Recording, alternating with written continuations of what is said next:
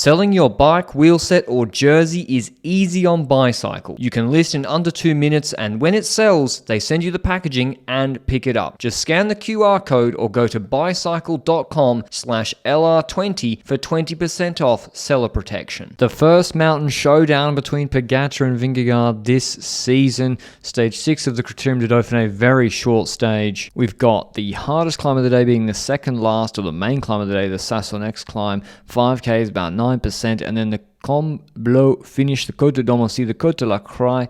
It is irregular. First 2Ks are steep. It's where Vingegaard won the Tour de France with the magical TT in 2023. Breakaway though. Romain Bardet in it, of course, but on a short leash. Domen Novak and UAE Team Emirates obviously wanted the stage.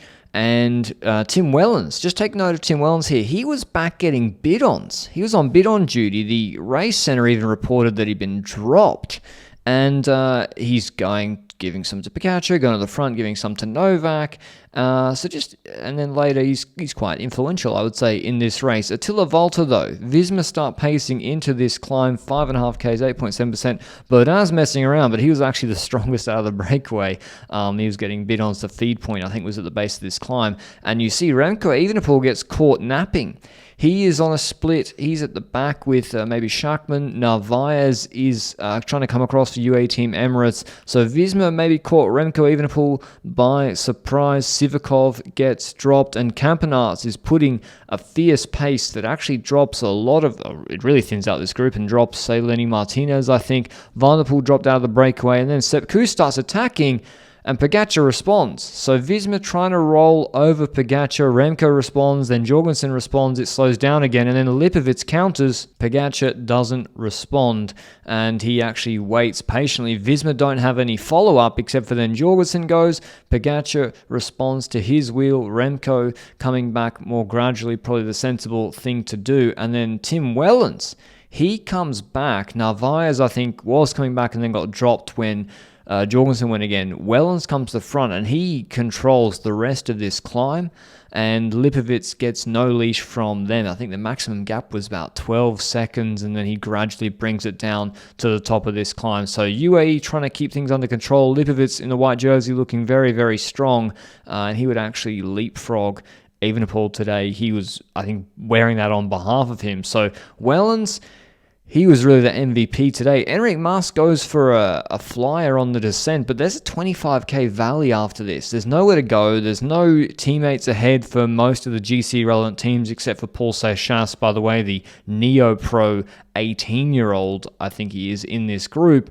He's got Bruno Armorel, who was in the breakaway. Wellens is asking, where are you? What's the plan? What am I to do? And here is that group. Narvaez in it, Kuss coming back in it, Guillaume Martin, and also Pavel Sivakov. Remco, though, isolated with 25Ks to go. At the bonus sprint, Narvaez, it was useful, he came back. He takes the one remaining second away, but Michael Leonard, great performance from him, probably the best road stage he's ever had, especially at this level, but Alex Bodin drops him on the climb. Sivakov, Wellens, Pogacar, it looked like Narvaez was just there to sort of let Pogacar's wheel go like he did on the Cipressa, but actually he gets in front of Wellens and starts absolutely drilling it. Remco's on a gap, Lipovitz is also straight away on a gap, I think intentional. He decided, okay, Visma and UAE are going to launch it. Let them do that. I'm going to ride my pace to the top of this climb.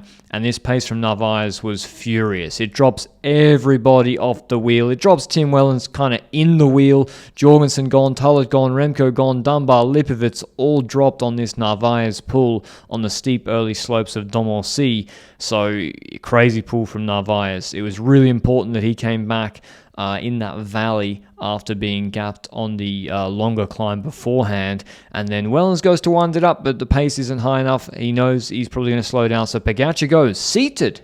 He didn't get out of the saddle at all today, except to respond to Kuss' attack using the steepest section of the climb, but then there's 4Ks. It's a moderate gradient after this, and he drops Vingegaard off the wheel in front of, I think it was a Slovenian flag, goes past Leonard, and then on the shallower section, he's going to rip this gap open. He ripped it open on this part of the climb, the shallow part of the climb, and then the last 2Ks of this are pretty steep. Poor Remco, he's got the yellow jersey. It's like an anchor on him with everybody looking at him to pull. Jorgensen's got Vingegaard ahead. Lipovitz is playing it cool. Remco's got to do his pace, and the draft really matters on this climb when they go onto the main road. You see Baudin just dropped there, and there where Pogacar turns left, it really levels off on this bigger road.